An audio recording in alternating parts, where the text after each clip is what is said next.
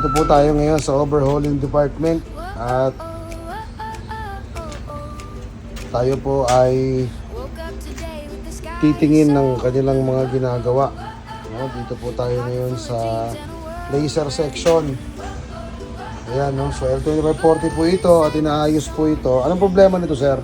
Existing na problem. Ay, overhaul lang. So nagpapa-overhaul lang pala.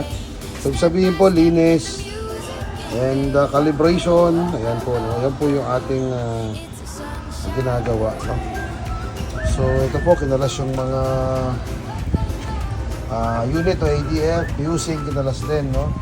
Dito naman po tayo sa ink section. Ayan po, Sir Julius, marami po siyang ginagawa. Sir, anong ginagawa mo dyan, sir? Motor ba yan? Motor? Pump. Hindi humihigop. Ito po yung humihigop ng ink. Ayan, pinakalibrate po ni Sir Julius. Itong model na kanyang inaayos ay ano to, 3210. Tama ba, sir? 3210, no? So, yan po yung ating technician ng Sir Julius yan. Siya po ang bumitira ng mga ano natin, ng mga inkjet, no? Yan.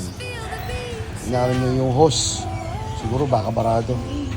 Yan, salamat po. Let it show.